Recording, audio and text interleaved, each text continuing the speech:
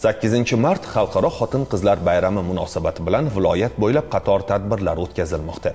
Jumladan, Chinoz tumanida 2 karra mehnat qahramoni O'zbekistonning birinchi mexanizator ayoli Tursunoy Oxunova xotirasi yodga olindi.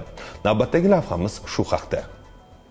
Tursunoy Oxunova nomidagi muzeyda o'tkazilgan tadbirda maktab o'quvchilari va yoshlarga O'zbekiston qahramonining hayot faoliyati va erishgan yutuqlari haqida batafsil so'zlab berildi.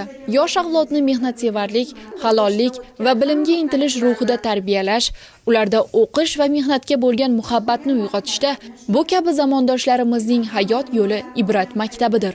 Respublika Ma'naviyat va ma'rifat markazi Chinoz tumani bo'linmasi tashabbusi bilan tashkil etilgan tadbirda qahramonimiz oila a'zolari, farzandlari va yaqin qarindoshlari ham ishtirok etdi. Onamizni agar tarixda eslasak, onamiz ham o'sha paytda 50-yillar hali eski mentalitet qolgan, ayollarga munosabat hali uncha ko'p o'zgarmay bo'lgan. O'sha paytda ham onamiz shu yangi texnologiyalar, yangi texnika, zamonaviy texnikalarni da o'tirib ishlashi mumkin. O'sha o'zlari qo'lda paxta tergan birinchi yosh qiz sifatida ko'rgan qancha ayoldan qiynalayotganlarini, o'sha mehnat qilib, o'sha qo'llari qavirib quyoshlarda ishlayotganlarini ko'rgandan keyin shu fikrga kelgan. Demak, o'sha texnikalarni olib kelib odamlarning ishini yengillashtirish kerak, ishlash kerak degan joylarda boshlagan. O'sha 16 yoshli qiz darrov maktabni bitirib, borib mexanizatsiya qiynalib, o'sha paytda ham qarshilik ko'p bo'lgan. Qanaqa qilib ayollarga yo'l berish kerak degan joylar, erkaklashish kerak degan joylar bo'lgan.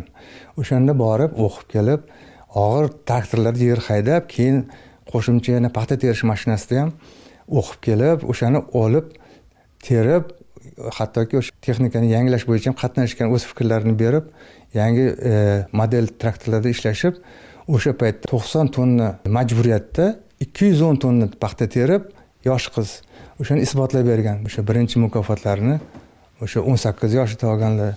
Jarayon mobaynida qatnashchilar Tursunoy opani yodga olib, suratlarga muhrlangan tarixiy voqealar haqida suhbatlashdilar. Tursunoy Oxunova kabi fidoyi insonlarning hayoti yosh avlod uchun o'rnak bo'lib xizmat qiladi. Uning xotirasini yod etish orqali biz yoshlarni vatanparvarlik ruhida tarbiyalashga o'z hissamizni qo'shamiz.